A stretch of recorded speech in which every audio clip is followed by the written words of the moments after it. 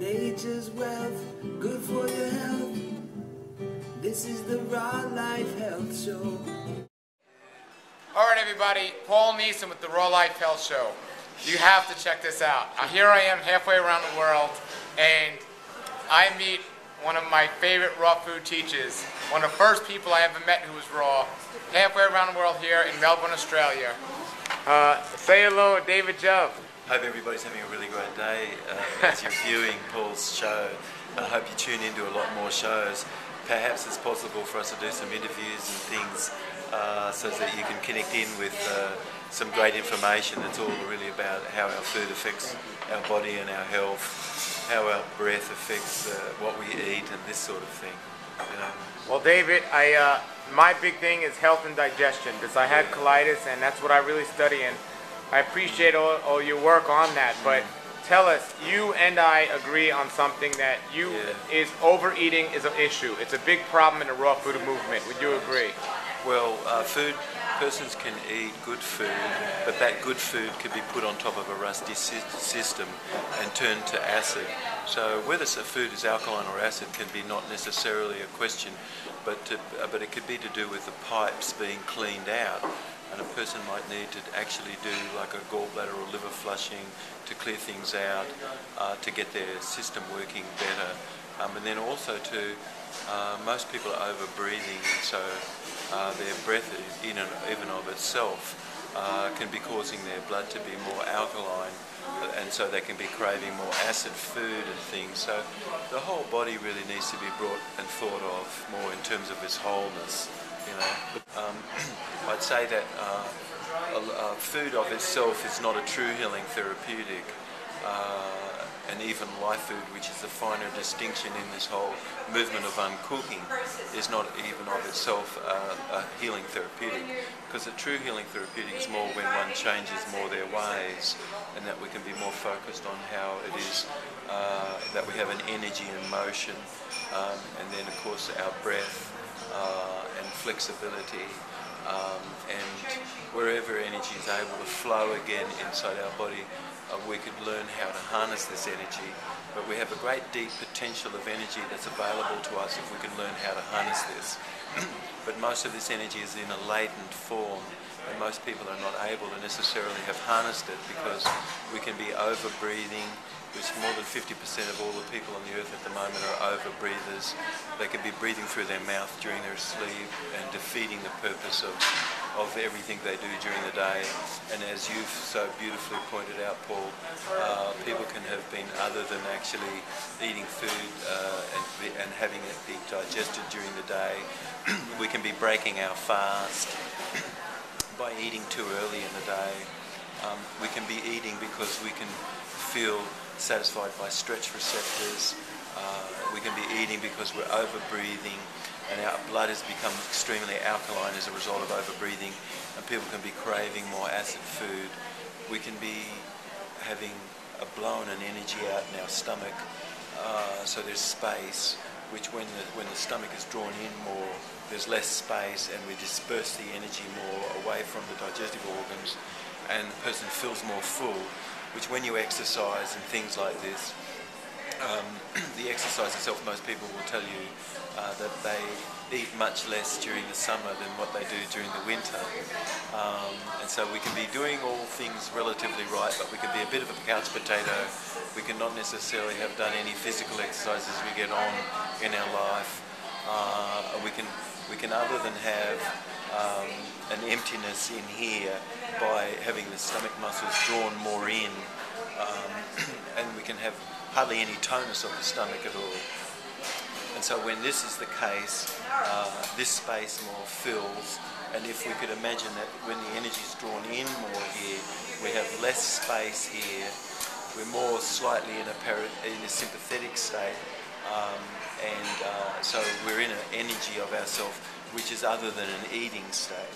But eating requires more relaxed, more meditativeness. But we could say, which you're so beautifully aware of, to educating people about that food needs to have an alkalineness in its management of our body. When food that is alkaline is eaten in a form where persons are thinking when they eat, where they other than are rested as they can be after eating, or when people are eating too late in the day for digestion to actually move through their intestine, or a person is eating but the food is not being acted on as it can, so that food moves through the person like a freight train and nothing is deposited and can be of any benefit.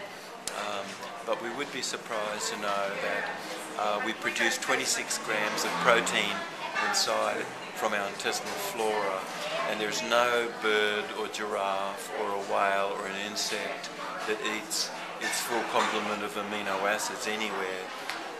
And the vast majority of practitioners never have considered the importance of our intestinal flora in the production of all of our amino acids and everything. And words like vegetarianism could mean vodka and cigarettes and pizza and beer and maybe spaghetti.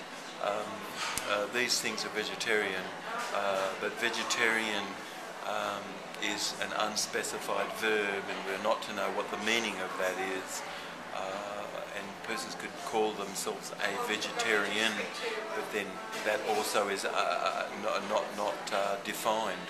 But as a life foodarian, it's strictly a person who's focused more on life force, and the life force as a nutrient, which I'd say, for all the people tuning into your show, and the things that you do, Paul, I really recommend that people do what they can to listen into whatever shows that you have and purchase the book that you have that really is to do with the insight that there's a time frame that digestion needs, and then when we eat later than we should, this is not so good of itself, even when we eat with good food, but that we could eat too early in the day also, and these things could be not so quite right. And wherever one is, there's a beautiful refinement more of knowledge and things. So anyway, I love you, all the people who are viewing the show, and I really care very much for us to be able to do some more interviews and things as we can. Sure. And be open to this. We go way back, Caravan of Dreams, doing those parties. I mean, a long time. And so, what are you doing in Australia right now? Are you doing any events or anything, or are you just hanging out? Yes, I'm doing some trainings in Sydney, and I'm doing more special care for people in critical care. So I'm doing more critical care for people, and I've had some 35 years of observing people in critical care and critical care management to know that superfoods and things like that can be not so good necessarily. I mean, the idea that somebody can have a superfood and that's going to help their heart or something is completely false, because a lot of these foods can have enormous amount of tannins in it, and I'd advise people to become more aware of how tannins itself have an effect to inhibit digestion and assimilation, and much of these superfoods, small amounts of these could be useful, but overdosing on a lot of these things can be completely counterproductive. So if we go and have a little bit of a look about how tannins affect food and things like that. But I'm writing at the moment, and I'm developing more works, and I'm opening things up more in Australia for a greater awareness of what live food is and things. And so at some point I'll be coming back to the States. Great. Well, share your website with my audience, please. Well, people could probably at the moment go to livefood.com, which is sort of more a static site, but you can get some information from there. All right, everybody, there you have it. Good old David Jubb. I mean, check him out. Check his book out. His book's out. There's the recipes, amazing. The book's amazing. He's amazing, and we're just gonna have a great time here in Australia, and we'll both be back in the States eventually. So until then, have a great day and a great raw life. Nature's wealth, good for your health. This is the Raw Life Health Show. Raw Life.